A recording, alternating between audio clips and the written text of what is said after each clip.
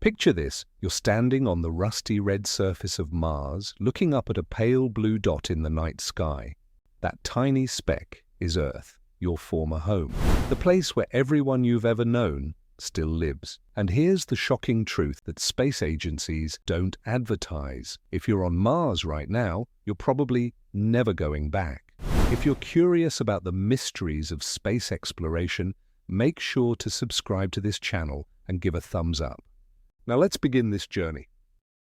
When we talk about Mars missions, we often hear about the journey there. The 7 to 9 months of traveling through the cosmic void, the landing challenges, the first steps on another world. But there's a darker reality that most discussions conveniently skip over. The physics, biology, and economics of Mars travel create a perfect storm that makes return trips not just difficult, but potentially impossible for most who make the journey. Before we dive deeper into why Mars might become humanity's ultimate one-way ticket, I want to ask you to hit that subscribe button and give this video a thumbs up. Your support helps me bring you more mind-blowing content about our universe and our place within it. Together we're exploring questions that define our species' future among the stars. Let me share something that changed my perspective on Mars colonization forever. During a recent interview, Elon Musk casually mentioned that the first Mars settlers should be prepared to die there, not from accidents or failures, but from old age after living full lives on the red planet. This wasn't pessimism, it was physics. You see, every rocket equation tells the same story. The amount of fuel needed to escape a planet's gravity increases exponentially with the mass you're trying to lift. On Earth, with our thick atmosphere and strong gravity, we've mastered this challenge through decades of innovation. But Mars presents a unique problem that flips our entire space travel playbook upside down. Think about it this way: when you travel to Mars, you're not just going on a trip. You're essentially falling down a gravitational hill that takes enormous energy to climb back up. And unlike Earth, Mars doesn't have the infrastructure, the fuel production facilities, or even the raw materials readily available to build the massive rockets needed for a return journey. The Artemis program and SpaceX's Starship development have given us incredible insights into what Mars travel really entails. These aren't just engineering projects, they're attempts to rewrite the fundamental rules of human existence. When NASA's Perseverance rover landed in Jezero crater in 2021, it carried out an experiment called MOXIE that produced oxygen from the Martian atmosphere. This tiny device, no bigger than a toaster, represents our first baby step toward making Mars survivable. But survivable doesn't mean escapable. Here's where the story gets even more fascinating. The human body, this incredible machine that evolved over millions of years on Earth, begins to change the moment you leave our planet. Astronauts on the International Space Station experience bone density loss, muscle atrophy, and cardiovascular changes after just 6 months in space. Now imagine what happens after a 7-month journey to Mars, followed by years living in gravity that's only 38% of Earth's. Your bones would become brittle, your muscles would shrink, your heart would literally become smaller and weaker. Recent studies from NASA's Human Research Program show that after just 1 year on Mars, an astronaut's body might be so adapted to Martian gravity that returning to Earth could be physically devastating, if not impossible. But wait, couldn't we just exercise our way out of this problem? Astronauts on the ISS spend hours each day working out to combat these effects. Surely Mars colonists could do the same? Well, here's where hope meets harsh reality. The ISS is only 400 kilometers above Earth. Help is always just a Soyuz capsule away. On Mars, you're an average of 225 million kilometers from home, with a communication delay of up to 24 minutes each way. When something goes wrong with your exercise equipment and in space, everything eventually breaks. You can't just order a replacement part from Amazon. The psychological impact of this isolation is something we're only beginning to understand.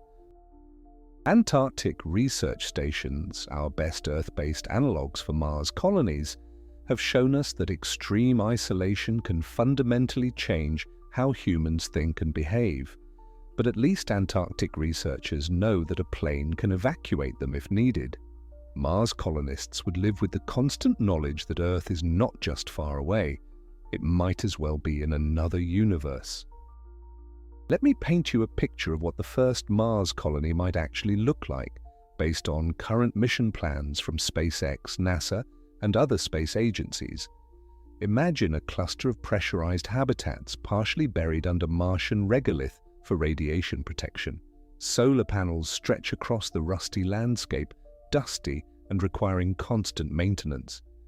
Inside, colonists live in spaces no bigger than a modest apartment, recycling every drop of water, every breath of air. This isn't science fiction, this is science fact, based on real engineering constraints and human needs.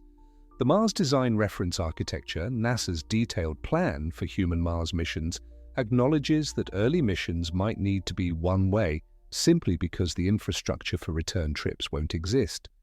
But here's what really keeps me up at night when I think about Mars colonization: the economics. Sending 1 kilogram of anything to Mars currently costs tens of thousands of dollars. A return rocket, even a small one, would mass hundreds of tons. The fuel alone would require either massive shipments from Earth or years of production on Mars using technology we're still developing. Who pays for this? Who decides who gets a ticket home? The financial reality of Mars colonization reveals an uncomfortable truth that venture capitalists and space enthusiasts rarely discuss openly. Every Mars mission plan includes detailed budgets for getting there, setting up life support, and establishing basic infrastructure. But when you look for the line item labeled "Return Journey," you'll find either astronomical numbers or conspicuous silence. SpaceX estimates that their Starship could eventually reduce Mars transportation costs to around $200,000 per person. That sounds almost reasonable until you realize this is just for the one-way ticket. The infrastructure needed to produce methane and liquid oxygen fuel on Mars for a return journey would cost billions to establish. And that's assuming everything works perfectly on the first try, something that has never happened in the history of space exploration. You might be thinking, but surely technology will advance. We'll figure out better ways to travel between planets. And you're absolutely right to be optimistic. Human ingenuity has overcome seemingly impossible challenges before. But there's a cruel irony at play here. The very advances that make getting to Mars easier also make staying there more attractive.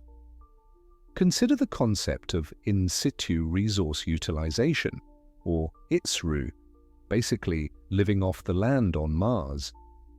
Every breakthrough in extracting water from Martian soil, every success in growing food in Martian greenhouses, every advance in producing building materials from the regolith makes Mars more livable. But these same technologies that ensure survival also reduce the pressure to develop return capabilities. Why spend billions on return rockets when you could invest in making Mars a better place to live? The European Space Agency's ExoMars program and China's Tianwen missions have revealed fascinating details about Mars that both excite and concern scientists. The planet has water ice at the poles and possibly liquid water underground.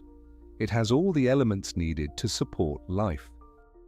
But it also has global dust storms that can last months, radiation levels that would fry unprotected human DNA, and an atmosphere so thin that your blood would literally boil if you stepped outside without a pressure suit. These discoveries paint a picture of a world that's simultaneously more habitable and more hostile than we imagined. It's a place where humans could potentially thrive, but only by completely reimagining what it means to be human. And that brings us to perhaps the most profound reason why Mars travelers might never return. They might not want to. Imagine spending years of your life building a new world from scratch. Every greenhouse you construct, every tunnel you dig, Every life you help bring into the world on Mars represents an investment of blood, sweat, and tears that can't be measured in dollars or euros. The psychological concept of the sunk cost fallacy suggests we value things more when we've invested heavily in them. But on Mars, it wouldn't be a fallacy. It would be survival. The first generation of Mars colonists won't just be living on Mars, they'll be creating the foundation for a new branch of human civilization. Their children, yes, people will have children on Mars, will be the first true Martians. Born in lower gravity, raised under alien skies, these children might be physically incapable of visiting Earth even if the technology existed. Their bones, muscles, and cardiovascular systems would be optimized for Mars, not Earth. This brings us to a bioethical dilemma that keeps philosophers and scientists awake at night. Do we have the right to create a generation of humans who can never visit their species' home planet? Is it ethical to give birth to children who will be forever exiled from Earth by the very nature of their biology? Recent studies from the International Space Station have shown that mammalian reproduction in low gravity faces serious challenges. Mice embryos developed in microgravity showed significant abnormalities. While Mars has some gravity, we simply don't know if human pregnancy is possible there, or what long-term effects Martian gravity would have on developing fetuses. The first Mars babies will be unwitting participants in the ultimate experiment. But let's zoom out and look at the bigger picture, the one that connects every human who's ever looked up at the stars and wondered about our place in the universe. Mars isn't just another destination, it's potentially our species' first step toward becoming truly cosmic. And like every great migration in human history, it might require leaving the old world behind forever. The Polynesians who settled the Pacific Islands often made one-way journeys into the unknown. The difference is that they could theoretically build another boat and sail home. Mars colonists will face a barrier not of distance, but of physics, biology, and economics combined. NASA's current Artemis program aims to return humans to the Moon as a stepping stone to Mars, but even NASA administrators privately acknowledge that the Moon and Mars are fundamentally different challenges. You can launch from the Moon with a relatively small rocket. The lunar module that brought Apollo astronauts home had a mass of just 4,700 kilograms. A Mars return vehicle would need to be orders of magnitude larger and more complex. The Mars Sample Return mission, currently in development, aims to bring back just half a kilogram of Martian rocks. This mission requires multiple spacecraft, years of preparation, and billions of dollars. If returning half a kilogram of rocks is this challenging, imagine the complexity of returning a human being who needs life support, food, water, and living space for the journey. The story of Mars colonization takes an even more dramatic turn when we examine the actual mission architectures being developed right now. Behind closed doors at NASA's Johnson Space Center, SpaceX's Starbase facility, and research institutions worldwide, engineers are grappling with equations that tell an uncomfortable story. Every calculation, every simulation, every test points to the same conclusion. The easiest way to solve the Mars return problem is to not solve it at all. Let me share something that shocked me when I first learned about it. The concept of Mars Direct, proposed by aerospace engineer Robert Zubrin in the 1990s, was revolutionary precisely because it acknowledged this reality. Instead of planning elaborate return missions, Zubrin suggested we focus on making Mars livable. His calculations showed that for the cost of one round-trip mission, we could send 5 one-way missions with far more supplies and equipment. This isn't giving up on bringing people home, it's accepting that home might need a new definition. When European settlers sailed to the Americas in the 1600s, most knew they'd never see their birthplace again. The difference is that Mars settlers won't just be leaving their country or continent, they'll be leaving their entire world, with a gulf of space so vast that even radio messages take up to 44 minutes for a round-trip conversation. The radiation exposure during the journey to Mars alone is sobering. Astronauts would absorb about 600 millisieverts of radiation, 300 times the annual limit for workers in the nuclear industry. But that's just the appetizer. Mars's thin atmosphere and lack of a magnetic field mean colonists would continue accumulating radiation exposure every single day. After a few years on Mars, returning to Earth might not just be impractical, it might be medically inadvisable due to the increased cancer risk from another interplanetary journey. Current spacecraft shielding technology can only do so much. The Orion capsule, designed for deep space missions, uses a combination of aluminum and polyethylene to protect astronauts. But effective shielding adds mass, and mass is the enemy of space travel. Every kilogram of shielding means less food, less water, less equipment for survival. It's a devil's bargain that mission planners face with every design decision. But here's where human adaptability enters the equation in ways that might surprise you. Recent studies on astronauts have shown that the human body can adapt to extreme environments in unexpected ways. Scott Kelly's year in space revealed genetic changes that scientists are still trying to understand. Some of these adaptations might actually help humans survive on Mars, but they could also make returning to Earth more difficult or even dangerous. The vestibular system, your inner ear balance mechanism, completely rewires itself in low gravity. Astronauts returning from just 6 months on the ISS often can't walk properly for days. After years on Mars, colonists might find Earth's gravity not just uncomfortable, but genuinely disorienting to the point of being debilitating. Imagine feeling like you weigh 2.5 times your normal weight every moment of every day. That's what returning to Earth would feel like after adapting to Mars. The technological challenges of producing return fuel on Mars deserve their own discussion. The Sabatier reaction, which combines hydrogen and carbon dioxide to produce methane and water, sounds simple in theory. But implementing it on Mars requires equipment that can operate reliably in an environment where the average temperature is -80 degrees Fahrenheit. Dust storms can last months, and the nearest repair shop is millions of miles away. SpaceX's plan involves sending robotic missions ahead to begin fuel production before humans even arrive. These robots would need to produce roughly 900 tons of propellant for a single Starship return journey. That's not a typo, 900 tons. To put this in perspective, the entire International Space Station, the largest structure humans have built in space, masses about 450 tons. We're talking about producing twice that mass in fuel on Mars, using technology that's still largely theoretical. The power requirements alone are staggering. Current estimates suggest you'd need a 10-megawatt power plant running continuously for over a year to produce enough fuel for one return vehicle.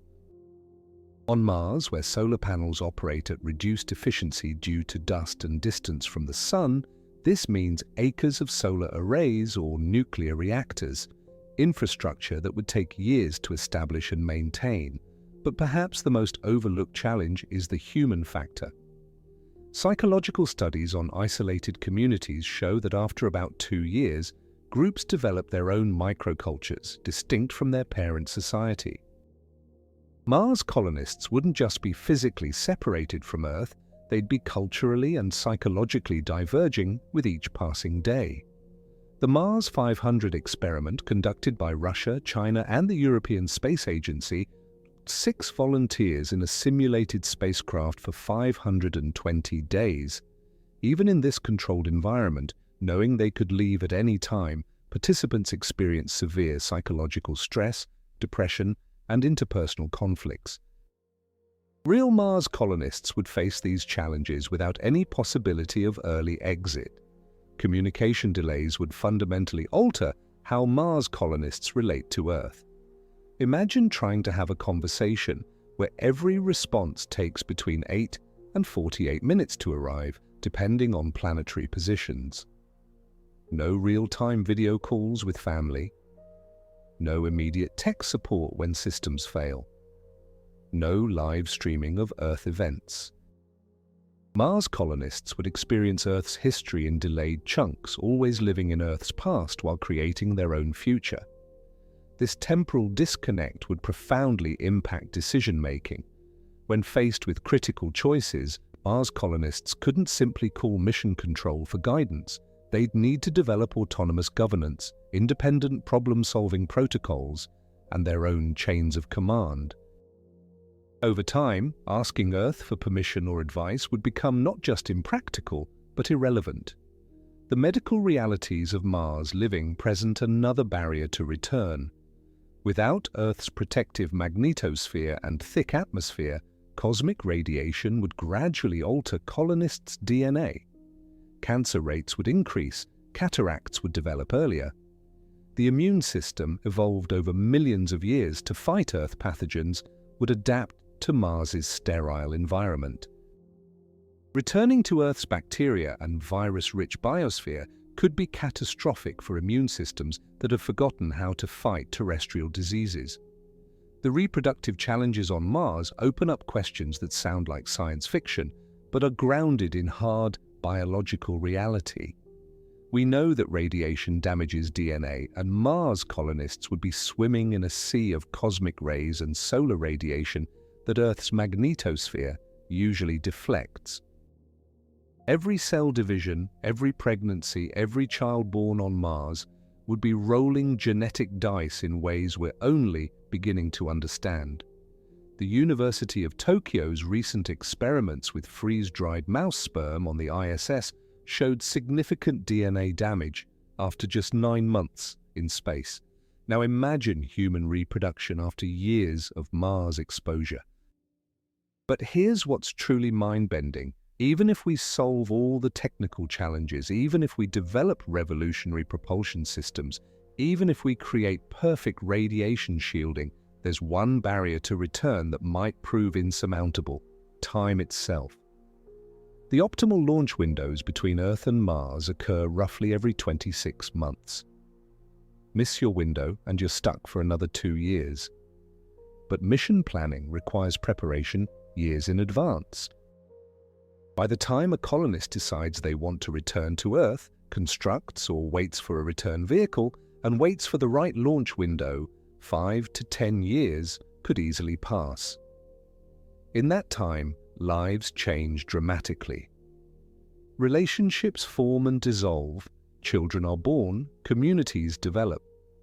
What started as temporary becomes permanent through the simple passage of time.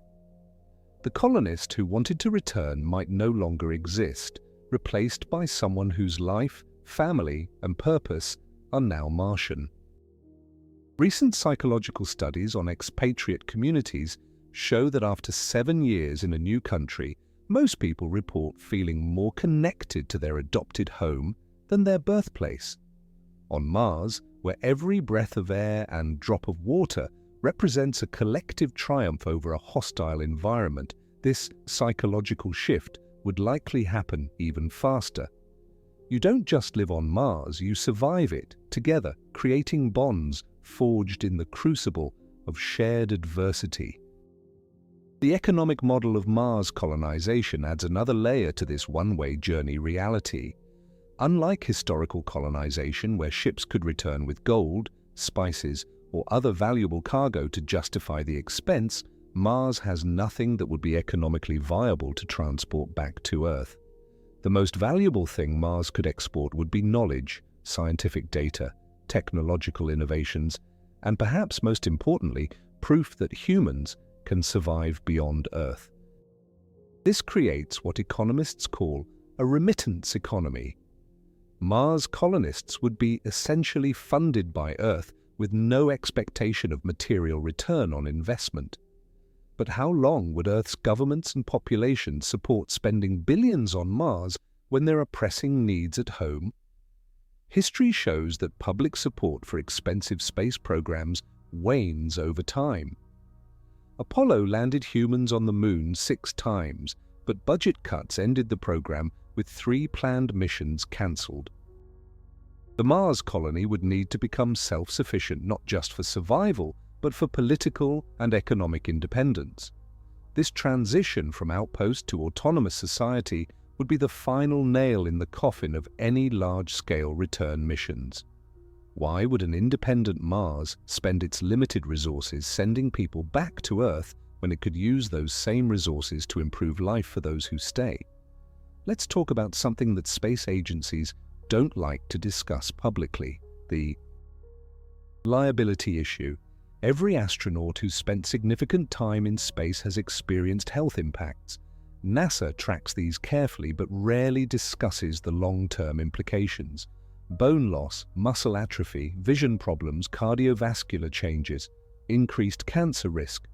The list reads like a medical textbook of aging-related conditions, except it happens to healthy adults in their 30s and 40s. Now imagine the legal and ethical implications of bringing Mars colonists back to Earth after years of adaptation to Martian conditions. If a returning colonist develops severe osteoporosis and breaks multiple bones simply from walking in Earth gravity, who's responsible?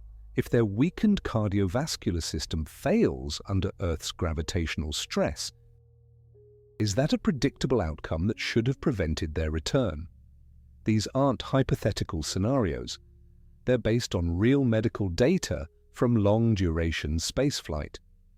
The insurance industry, which underwrites many space activities, has already started grappling with these questions. Current policies for space tourists specifically exclude coverage for long-term health effects. For Mars colonists, the situation would be even more complex. No insurance company would cover the health risks of returning to Earth after years on Mars. This financial reality alone could make return journeys impossible for all but the ultra-wealthy. But here's where the story takes an inspiring turn. What if being unable to return to Earth isn't a bug but a feature? What if it's exactly what humanity needs to truly become a spacefaring species? Every great leap in human evolution and migration has required burning bridges with the past. Our ancestors who left Africa didn't have round-trip tickets. The humans who crossed the Bering Land Bridge into the Americas couldn't go back when the ice melted. Mars represents humanity's next great migration, and like all migrations, it might require the courage to leave the old world behind. The colonists who accept this reality won't be victims of circumstance. They'll be pioneers of the highest order, trading their Earth citizenship for something far more profound: the chance to be founders of a new world. The Chinese space program recently announced plans for a permanent lunar base by 2035, with Mars missions to follow.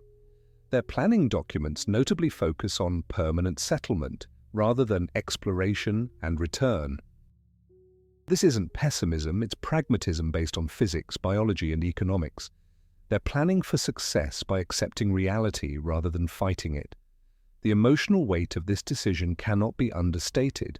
Imagine standing in the launch facility on Earth, saying goodbye to family and friends, knowing with mathematical certainty that this is the last time you'll breathe Earth air, feel Earth gravity, or touch Earth soil. The psychological screening for Mars colonists will need to be unlike anything we've done before. We're not just selecting for technical skills or physical fitness. We're selecting for people capable of accepting permanent exile as the price of making history. Recent interviews with astronaut candidates for Mars missions reveal a fascinating split. About half say they'd go even knowing they couldn't return. The other half say the possibility of return is essential to their participation. But here's the interesting part. When pressed about specific scenarios where return might be impossible, many in the second group start to waver. The dream of Mars is powerful enough to override the instinct to preserve an escape route. The transformation of humans into Martians won't just be cultural or psychological, it will be evolutionary. This isn't science fiction speculation. It's based on what we already know about how organisms adapt to new environments.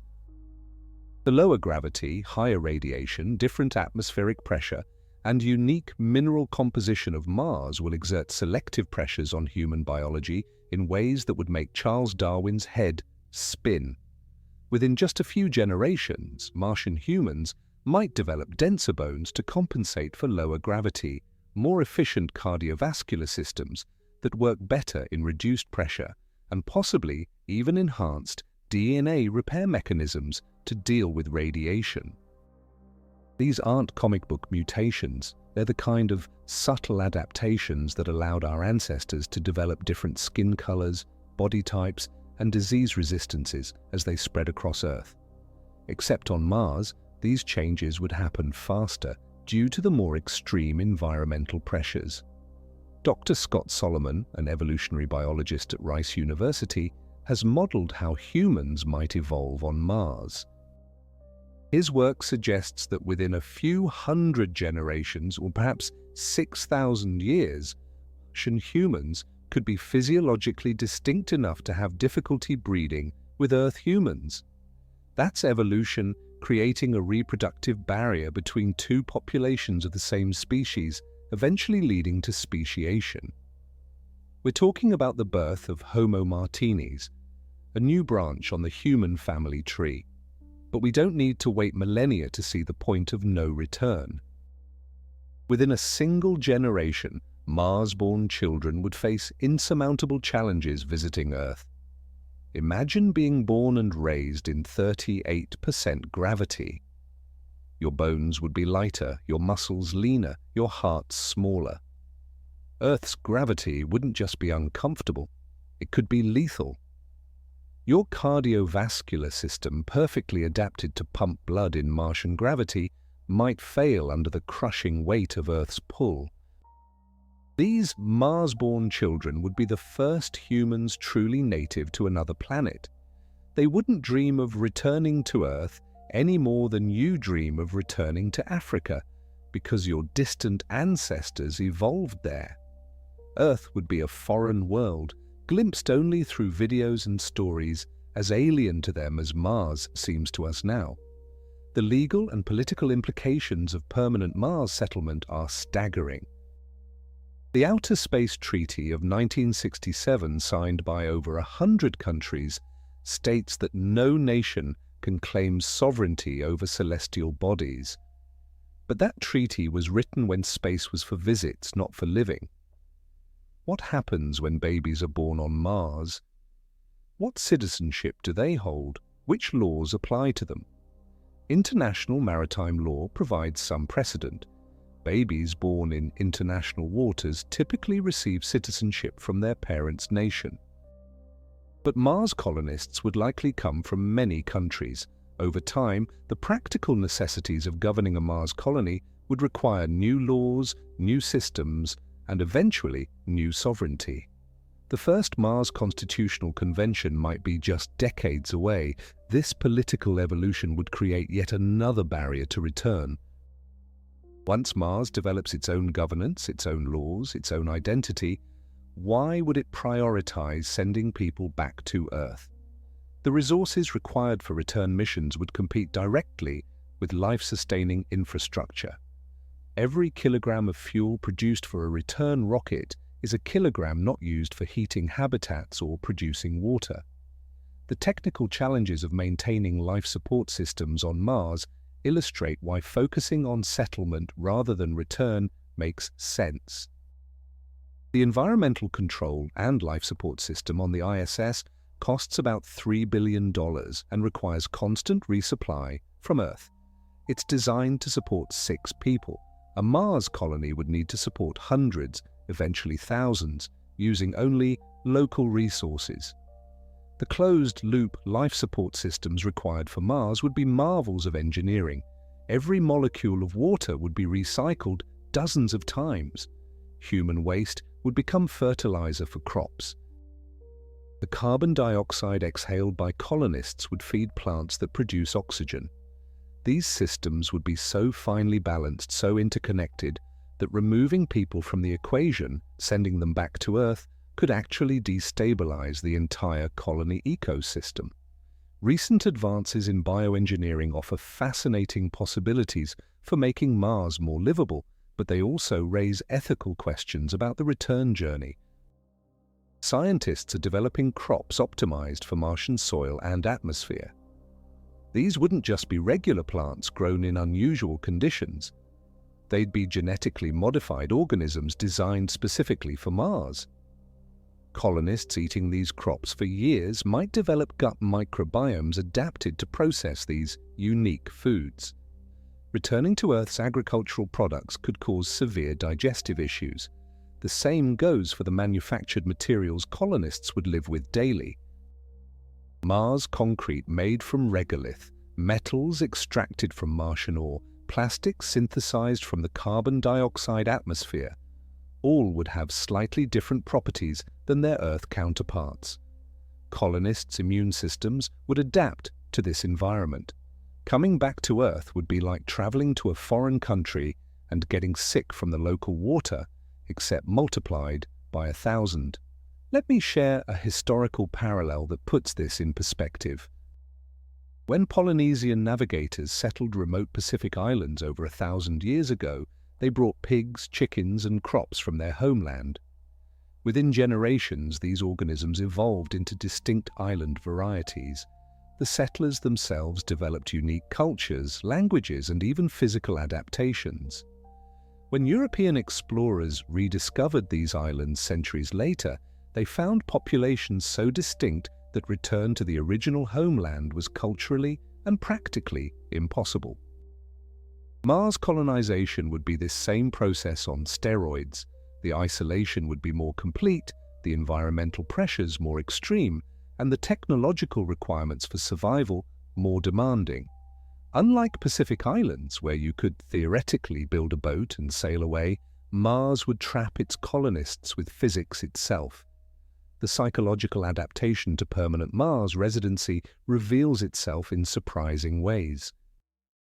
Studies on submarine crews, Antarctic researchers, and astronauts show that humans in isolated, dangerous environments develop what psychologists call psychological ownership of their space. They become intensely protective of and connected to their life-supporting habitat. For Mars colonists, this wouldn't be a temporary assignment, it would be existential. The habitat wouldn't just be where they live, it would be what keeps them alive. This deep connection to place would extend to the Martian landscape itself. The first colonists to watch a Martian sunrise, to weather a dust storm, to discover subsurface water would be creating humanity's first emotional connections to an alien world. Their children, born under salmon-colored skies, would find Earth's blue sky bizarre and unsettling. Home is where you're born, where you grow up, where your formative experiences shape your identity. The role of artificial intelligence and robotics in Mars colonization adds another dimension to the one-way journey problem. As colonies develop sophisticated AI systems to manage life support, conduct repairs, and make split-second decisions during emergencies, they'll become dependent on technology specifically designed for Mars. These systems would be trained on Martian data, optimized for Martian conditions, integrated with Martian infrastructure. They couldn't simply be packed up and moved to Earth any more than you could transplant a coral reef to a mountaintop. The energy economics of Mars-Earth travel reveal perhaps the most sobering reality of all. Every kilogram launched from Earth's surface requires about 9 kilograms of fuel. But here's the kicker. Mars's lower gravity doesn't make the return journey proportionally easier. You still need to achieve escape velocity, still need to carry life support for months, still need to slow down when approaching Earth.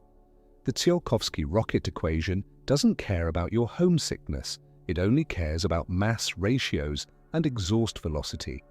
Recent calculations by aerospace engineers show that a fully fueled Mars return vehicle would need to mass approximately 400 metric tons. That's just the vehicle and fuel, not counting the industrial infrastructure needed to produce, store, and transfer that fuel. We're talking about building the equivalent of a small oil refinery on a planet where the atmospheric pressure is less than 1% of Earth's and the temperature regularly drops below -100 degrees Celsius. But the story gets even more complex when you factor in the cascade of dependencies. To produce fuel, you need power. To generate power at scale, you need either massive solar arrays that can survive dust storms or nuclear reactors. Both options require maintenance, spare parts, and skilled technicians. Every system you add to enable returns is a system that could fail and doom the entire colony. From a risk management perspective, it makes more sense to invest those resources in redundant life support systems rather than escape vehicles. The documentary Goodnight Oppie about the Mars rover's spirit and opportunity showed us something profound about how humans relate to Mars exploration. These robots, designed for 90-day missions, operated for years beyond their planned lifetime. Engineers at JPL spoke about them like family members. Now imagine that emotional connection multiplied by 1,000 when it's not robots, but your children, your community, your life's work thriving on Mars. The psychological pull to stay would be overwhelming. Speaking of rovers, the data from Curiosity and Perseverance has revealed that Mars's weather patterns are even more extreme than we initially thought. Dust devils can reach heights of 20 kilometers. That's twice as tall as commercial airplanes fly on Earth. Global dust storms don't just reduce solar panel efficiency, they create static electricity fields that could fry electronics. Any return vehicle sitting on the surface would need constant maintenance just to remain functional. After a few years of exposure, critical systems would degrade beyond repair. The materials science challenges alone boggle the mind. Seals and gaskets designed for the 9-month trip to Mars would need to remain flexible and airtight after years of exposure to Martian conditions. The temperature swings from -125 degrees Celsius at the poles in winter to 20 degrees Celsius at the equator in summer would cause repeated expansion and contraction. Metal fatigue, seal degradation, and electronic component failure would accumulate over time. It's like expecting your car to start perfectly after sitting in the world's worst parking lot for 5 years. But here's something that rarely gets discussed in public forums about Mars colonization: the role of microbial life. Whether Mars currently harbors life or not, humans will inevitably bring Earth microbes with them. These organisms will adapt to Martian conditions in unpredictable ways. We've seen this happen in Earth's most extreme environments: bacteria evolving to eat concrete in nuclear waste sites, microbes thriving in boiling acid pools. On Mars, our microbial hitchhikers would face selective pressures unlike anything on Earth. Within years, the colony's microbiome would diverge from Earth's. This isn't just academic. These microbes are essential for digestion, immune function, even mood regulation. Colonists would develop immune systems calibrated to this new microbial ecosystem. Returning to Earth's microbial soup could trigger massive immune responses, allergic reactions, or worse. The recent discovery of perchlorates in Martian soil adds another wrinkle to the return problem. These chemicals, toxic to humans but potentially useful for rocket fuel, would accumulate in colonists' bodies over time. NASA's Mars sample return mission protocols include elaborate containment procedures to prevent Martian material from contaminating Earth.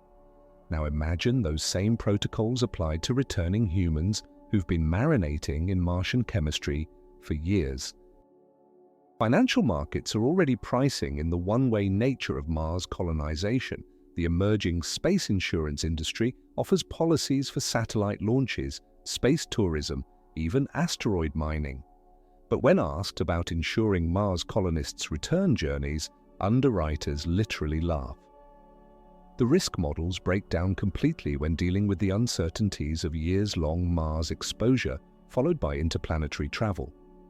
No rational financial institution would bet on successful returns. This creates a feedback loop that makes returns even less likely. Without insurance, who bears the liability for return missions? Not private companies focused on their bottom line. Not governments already stretching budgets to fund initial colonization. The colonists themselves? They'll be too busy trying not to die on Mars to accumulate wealth for a return ticket. The educational implications of permanent Mars settlement fascinate me. Children born on Mars would need to learn Earth history, geography, and culture from textbooks and videos, never experiencing it firsthand. Imagine learning about oceans when the only water you've known comes from underground ice, studying weather patterns when you've never felt rain, reading poetry about seasons on a world where a day is 24 hours and 39 minutes long, and a year lasts 687 Earth days. These Mars-born children would develop their own cultural touchstones. The first Martian music wouldn't just be Earth music played on Mars. It would reflect the unique acoustics of pressurized habitats, the rhythm of different day lengths, the emotional landscape of a rust-colored world. The first Martian literature would explore themes Earth authors could never imagine. Culture, once diverged, rarely reconverges. The medical technology required to keep humans healthy on Mars would evolve along different paths than Earth medicine. Bone density treatments that work in low gravity might be dangerous in Earth gravity. Cardiovascular adaptations that help in a thin atmosphere could cause problems at sea level pressure. Mars medicine would become a distinct discipline, creating another barrier between the two populations. Consider the pharmaceutical implications. Drugs metabolize differently in altered gravity. The ISS has shown us that even simple medications like aspirin work differently in space. Mars colonists would need drug regimens specifically calibrated to their environment. After years of adapted dosing, returning to Earth would require complete pharmaceutical recalibration, assuming Earth drugs would even work properly in Mars-adapted bodies. The cognitive changes from long-term Mars residents represent another underexplored barrier to return. Studies on astronauts show that spatial reasoning, navigation, and even basic problem-solving can be affected by extended time in altered gravity.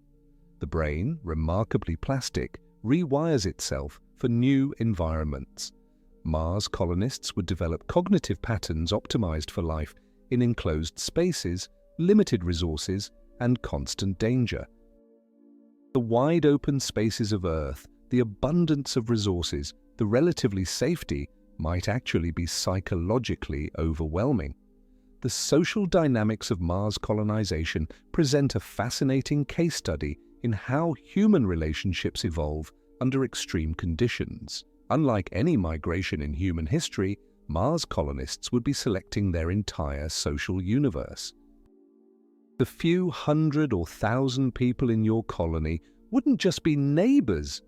They'd be the only humans you could physically interact with for the rest of your life.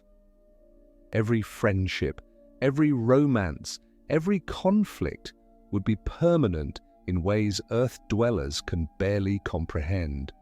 Research from the Hawaii Space Exploration Analog and Simulation, where crews live in Mars-like conditions for months, reveals how quickly social hierarchies form and solidify in isolation. But those volunteers know they're going home. Real Mars colonists would need to create entirely new social contracts, knowing that walking away from a bad relationship or job wouldn't be an option. The colony would become a pressure cooker of human dynamics with no release valve. This social intensity would forge bonds stronger than anything on Earth. When your survival depends on others maintaining life support systems, growing food, and repairing critical infrastructure, trust becomes more than social nicety. It becomes existential necessity. The thought of leaving these people, your literal lifeline, to return to Earth's billions of strangers would feel like abandoning family in a crisis. The communication dynamics between Mars and Earth would create a unique form of cultural evolution. With message delays ranging from 8 to 44 minutes round trip, real-time conversation becomes impossible. Mars colonists would develop their own slang, their own inside jokes, their own cultural references that Earth wouldn't understand. Language itself would begin to diverge, just as American English diverged from British English, but accelerated by isolation and unique environmental pressures. Imagine trying to maintain a relationship with someone when every conversation has a built-in delay longer than a TV episode. Your Earth-based family would age in discrete jumps between video messages. You'd miss birthdays, weddings, funerals in real time, experiencing them weeks later as historical documents. The emotional distance would grow with each passing year until Earth relationships became more like following a historical documentary than maintaining living connections. The infrastructure required just to keep Mars colonists alive makes return missions look like fantasy. Every habitat module, every greenhouse, every water recycling system represents millions of dollars and thousands of hours of human labor. These aren't temporary camping facilities, they're permanent installations built to last decades. The capital investment in Mars infrastructure would be so enormous that dismantling it for return missions would be economically insane. Let me paint you a picture of what a 20-year-old Mars colony might look like. Underground tunnels carved by boring machines connect pressurized habitats. Vast greenhouses stretch across the landscape, their specialized glass filtering harmful radiation while maximizing photosynthesis. Nuclear reactors hum steadily, providing baseline power that solar panels supplement. 3D printers work around the clock, turning Martian regolith into building materials. This isn't a base, it's a city representing trillions of dollars of investment and immeasurable human effort. The sunk cost fallacy becomes sunk cost reality. Every improvement to life on Mars makes leaving less logical. Why abandon the fruit trees you've coaxed to grow in Martian soil? Why leave the children's playground you built with your own hands from native materials? Why desert the cemetery where you've buried friends who died building this new world? The colony becomes sacred ground, sanctified by sacrifice and achievement. Recent studies on terraforming Mars have revealed the sobering truth about planetary engineering. To give Mars an Earth-like atmosphere, we'd need to release about 10 million billion kilograms of carbon dioxide, roughly 10,000 times the current atmospheric mass. Even the most optimistic proposals involving releasing CO2 from the polar caps and regolith would only achieve about 15% of Earth's atmospheric pressure. We're not talking about centuries to terraform Mars, we're talking about tens of thousands of years, if it's possible at all. This means Mars colonists aren't waiting for conditions to improve before going home. They're adapting to Mars as it is, not as we wish it could be. Every generation would become more specialized for Mars survival, less capable of Earth return. Its evolution in fast forward, driven by technology rather than pure biology, but evolution nonetheless. The philosophical implications stretch our understanding of human identity. If home is where you're born, where you grow up, where your formative memories crystallize, then second-generation Martians would be as alien to Earth as Earth is to us. They wouldn't be humans living on Mars, they'd be Martians of human descent. This isn't semantic games, it's a fundamental shift in identity that would make return a meaningless concept. The asteroid belt between Mars and Jupiter offers an interesting sidebar to our story. Many Mars mission architectures include asteroid mining to support the colony. But here's the thing. Once you're mining asteroids from Mars, why would you ever go back to Earth's deep gravity well? Mars becomes not an endpoint but a launching pad for human expansion throughout the solar system. The colonists wouldn't be trapped on Mars, they'd be freed from Earth. Historical precedents on Earth show us how permanent these separations can become. When humans first crossed from Asia to the Americas over 15,000 years ago, they didn't maintain contact with their homeland. For over 14,000 years, the Americas developed in complete isolation from the Old World. The Mars-Earth separation would be less absolute in terms of communication, but more absolute in terms of physical travel. The Tasmanian Aboriginals provide an even more striking example. When sea levels rose 10,000 years ago, cutting Tasmania off from mainland Australia, the two populations diverged completely. They developed different tools, different languages, and different cultures. When Europeans arrived, Tasmanian technology had actually regressed from their mainland cousins due to isolation and small population. Mars colonists would face similar pressures to adapt rather than advance certain technologies. The economic model for Mars colonization increasingly assumes one-way travel. The Mars Society, the Planetary Society, and even NASA's own economic analyses show that return missions increase costs by factors of 10 to 50. That money could instead fund more colonists, more equipment, more redundancy in life-critical systems. From a species survival perspective, 50 one-way colonists contribute more to establishing a self-sustaining Mars population than 5 round-trip explorers. Private companies are already building business models around permanent settlement. SpaceX's revenue projections for Mars transportation assume one-way tickets. They're not selling round-trip cruise packages, they're selling new lives in a new world. The economic incentives align entirely with permanent settlement, not temporary visits. The psychological point of no return might come sooner than the physical one. Studies on immigrants show that after about 2 years in a new country, the psychological home begins to shift. For Mars colonists risking everything to establish a foothold on a hostile world, this shift would be even more pronounced. The shared trauma and triumph of survival would create bonds stronger than mere geography.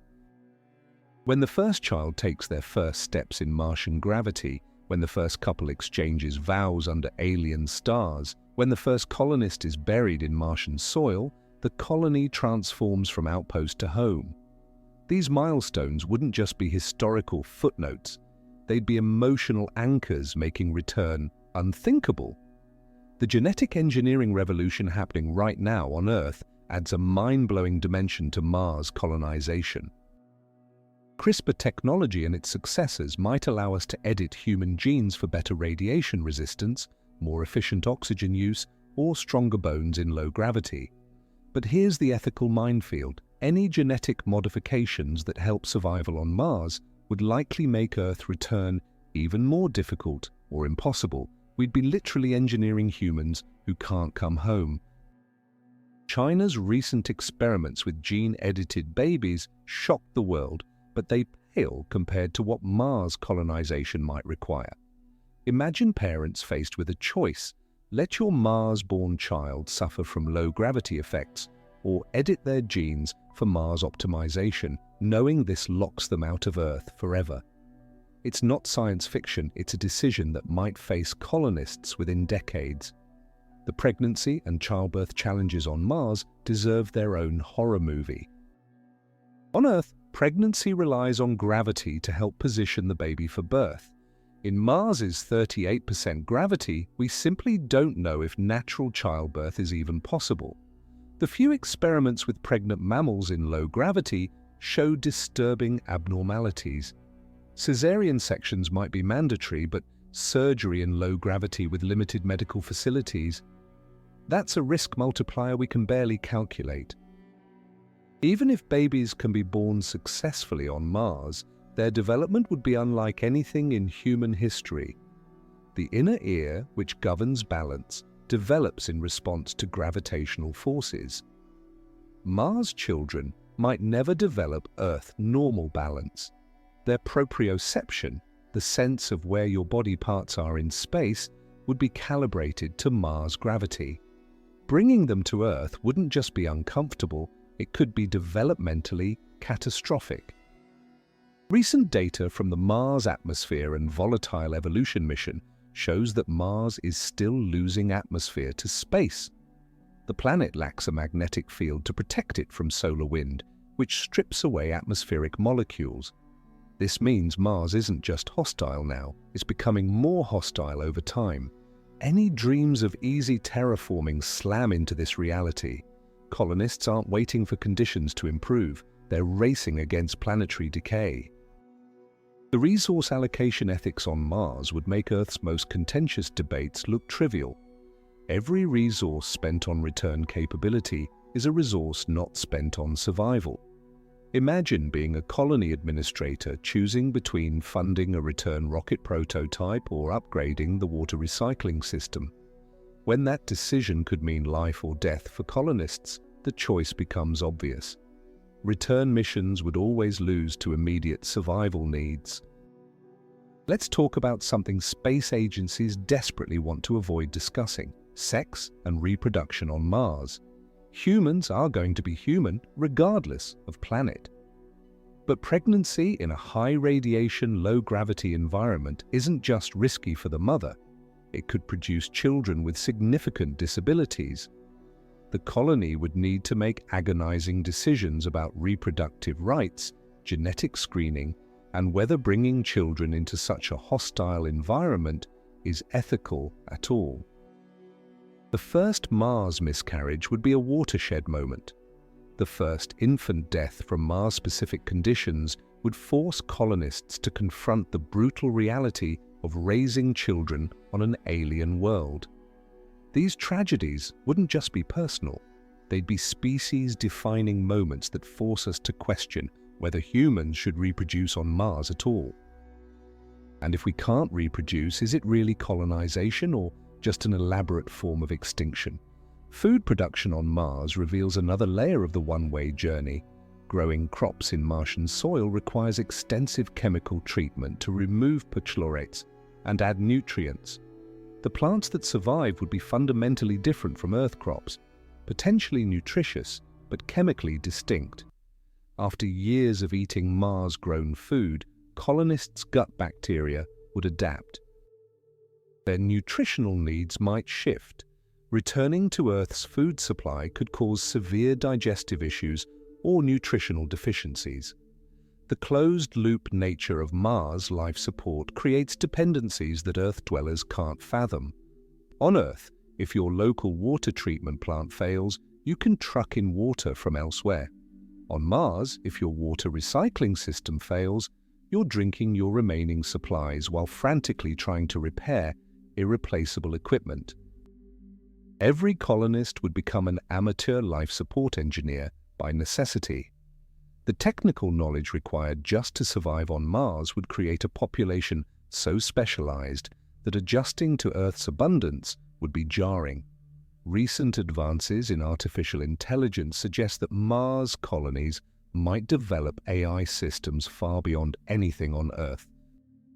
When your AI assistant can mean the difference between life and death by predicting equipment failures or optimizing resource usage, you push the technology to its limits. These Mars-specific AI systems would become so integrated into daily life that functioning without them would be like asking someone to navigate without GPS after using it for decades. The cultural artifacts of Mars would be unlike anything in human history. Music composed for the acoustic properties of pressurized habitats. Art created from the limited palette of Martian materials. Literature exploring themes of isolation, survival, and transformation that Earth authors couldn't imagine. These wouldn't just be Earth culture transplanted, they'd be uniquely Martian expressions of human creativity. Mars fashion would evolve from pure function. When every piece of clothing needs to be manufactured locally from limited materials, when tears or wear could be life-threatening in an EVA suit, fashion becomes engineering.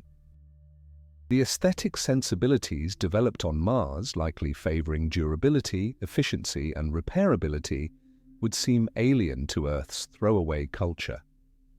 A Mars colonist returning to Earth would find our clothing wasteful, fragile, and bizarrely ornamental. the governance structures on Mars would necessarily differ from Earth's democracies. When a bad decision can kill everyone, when resources are so limited that pure market economics could mean death, new forms of government would emerge. These might blend technocracy with communalism, expertise with collective decision-making. A Mars colonist accustomed to this governance returning to Earth's messy politics would face culture shock as severe as any physical adaptation. Sleep patterns on Mars would reshape human circadian biology. With a day 39 minutes longer than Earth's, colonists would gradually drift out of sync with Earth time. Over years, this would affect hormone production, metabolism, and neural patterns. The Mars day-night cycle would become their new normal, making Earth's 24-hour cycle feel rushed and unnatural. The spiritual and religious evolution on Mars presents fascinating questions. Would Earth religions maintain their hold when you can't face Mecca for prayers? When Sunday becomes meaningless without Earth's weekly cycle? When the night sky holds no familiar constellations? New spiritual movements would likely emerge, perhaps venerating Earth as a lost paradise or finding the sacred in the act of survival itself. These Mars-born beliefs would be incomprehensible to Earth believers. The economic reality becomes more stark when you consider currency. What value does Earth money have when you can't spend it on Mars? Colonists would develop their own economic systems based on actual resources: water, oxygen, food, labor. The abstract financial instruments that dominate Earth's economy would be meaningless when survival depends on tangible goods. A wealthy Earth person would be a pauper on Mars without useful skills. Recent robotic missions have shown us that Mars dust isn't just annoying, it's potentially toxic. The fine particles, smaller than talcum powder, contain reactive chemicals that could damage lung tissue. Every colonist would inhale some of this dust despite best efforts. Over years, their lungs would develop unique adaptations or scarring patterns. Returning to Earth's thick, humid air after adapting to thin, dry, dusty Martian atmosphere could overwhelm compromised respiratory systems. The timeline for colony self-sufficiency keeps getting pushed back as we understand more about Mars's challenges. Initial estimates suggested 20 years to basic self-sufficiency. Now experts talk about 50 to 100 years before a colony could survive without Earth support. In that time, 2 to 4 generations would be born on Mars. By the time true independence arrives, the idea of return would be as foreign as suggesting modern New Yorkers return to prehistoric Africa. The skill specialization required for Mars survival would create a population unlike any on Earth. Everyone would need to be part engineer, part farmer, part medic. The jack-of-all-trades mentality necessary for colonial survival would clash with Earth's hyper-specialization. A Mars colonist might be able to repair a life support system, deliver a baby, and grow potatoes, but would they be employable in Earth's narrow job market? The view of Earth from Mars would fundamentally alter colonists' perception of humanity's place in the universe. Unlike the famous pale blue dot photo taken from beyond Neptune, Earth seen from Mars would be close enough to sometimes see continental features, yet far enough to emphasize our cosmic isolation. Colonists would watch Earth go through phases like the Moon, sometimes seeing the lights of cities on the night side. This daily reminder of separation would reshape their psychological connection to humanity's birthplace. Imagine watching Earth during major events, seeing hurricanes form and dissipate, watching the lights go out during power failures, observing the planet without being able to help or participate. You'd become observers of humanity rather than participants, anthropologists studying your own species from an unreachable distance. This psychological shift from we to they when thinking about Earth would be irreversible. The technological divergence between Earth and Mars would accelerate with each passing year. While Earth develops faster smartphones and social media platforms, Mars would focus on life-critical innovations. A Mars colony might perfect closed-loop life support while Earth still argues about carbon emissions. They might develop revolutionary radiation shielding while Earth focuses on entertainment technology. These divergent tech trees would make colonists increasingly incompatible with Earth's infrastructure. Consider something as simple as user interfaces. Earth's touchscreens work poorly in thick gloves needed for Mars's cold. Voice commands echo strangely in pressurized habitats. Mars interfaces would evolve to use eye tracking, gesture recognition, or brain-computer interfaces out of necessity. A Mars colonist returning to Earth might find our smartphones as archaic as we find rotary phones, not because they're more advanced, but because they're adapted to completely different needs. The biological clock of adaptation ticks louder than most realize.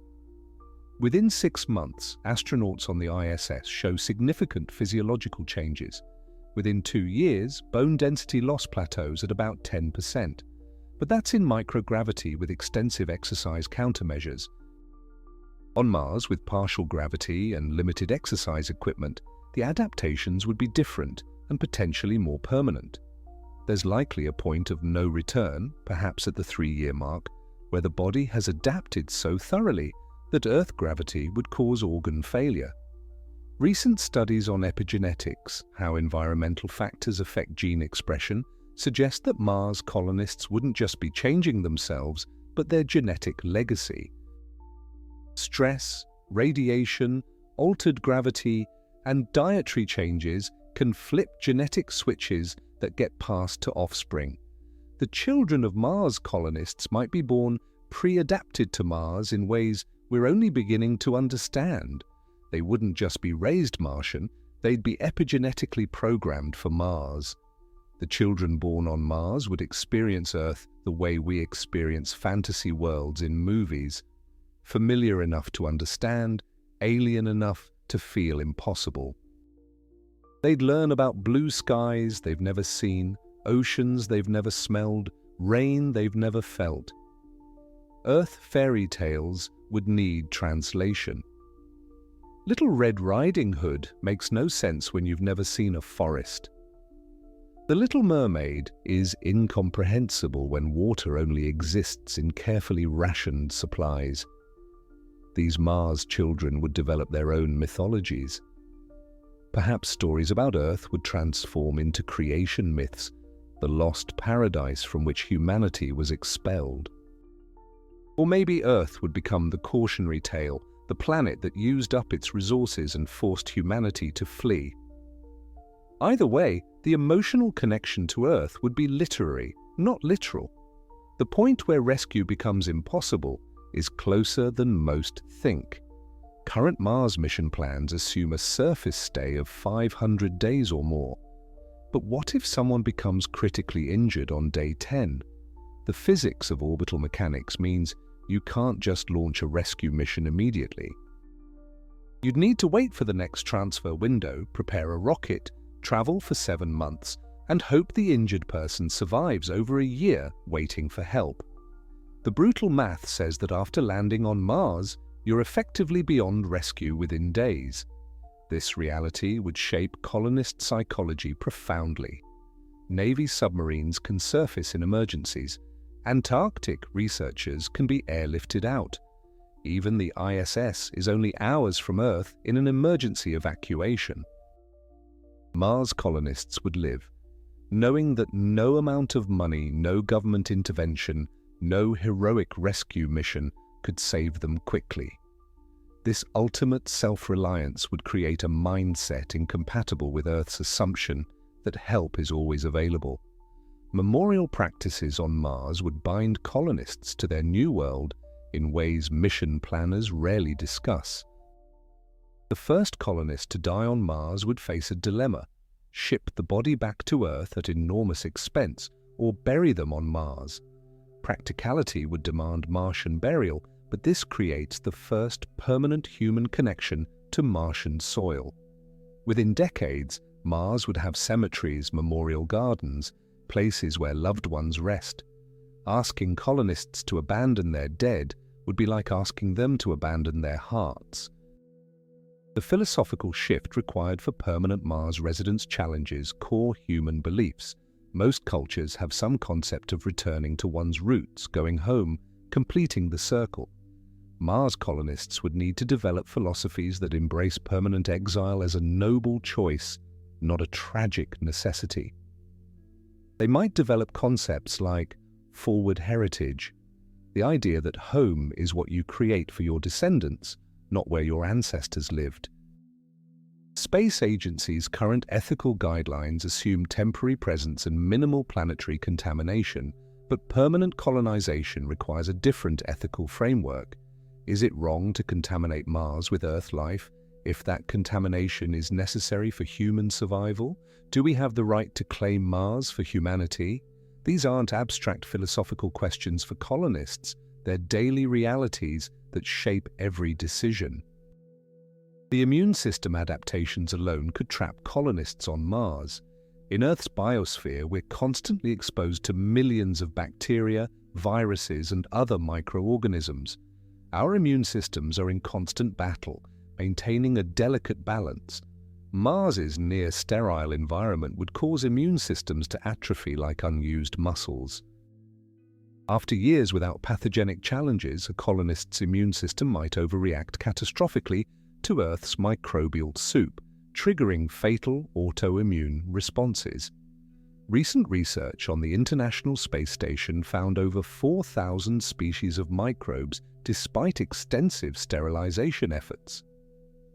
A Mars colony would develop its own unique microbiome, a mix of whatever organisms survived the journey and whatever mutations occurred in the Mars environment.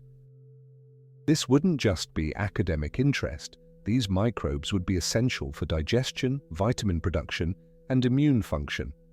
Colonists would become dependent on their Mars-specific microbiome for survival. The manufacturing capabilities on Mars would create dependencies Earth dwellers can't imagine. Need a replacement part? You can't order it from Amazon. You must either have it in storage, make it yourself, or adapt something else. This would create a maker culture far beyond Earth's hobbyist 3D printing. Mars colonists would become masters of improvisation, repair, and adaptation. The thought of returning to Earth's disposable consumer culture would be both practically and philosophically repugnant. Time perception would fundamentally alter on Mars. With different day lengths, different year lengths, and no meaningful seasons, colonists would need new ways to mark time's passage. Birthdays would become complex calculations. Holidays tied to Earth's seasons would lose meaning. New temporal rhythms would emerge, perhaps tied to dust storm seasons or orbital positions. These new time concepts would be one more barrier between Mars and Earth minds. The sensory deprivation of Mars would rewire colonists' brains in subtle but profound ways.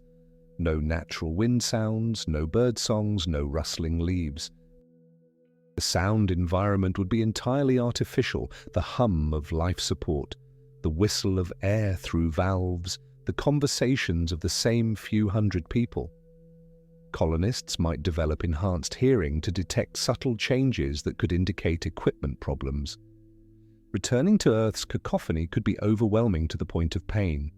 The color palette of Mars, endless variations of red, brown, and butterscotch under a butterscotch sky, would reset colonists' visual processing. Studies on people living in monochrome environments show significant changes in color perception and processing. Mars colonists might develop ability to distinguish hundreds of shades of red while losing sensitivity to blues and greens. Earth's riot of color could be visually exhausting to Mars-adapted eyes. If you made this far, make sure to subscribe and give this video a thumbs up. And if you enjoyed it, I am sure you will love this other video at the left side of the screen. The most complete video about Mars on YouTube. Discover how Mars formed, why it lost its magnetic field and thick atmosphere, how its surface features like Olympus Mons reveal a dramatic planetary past. See you there.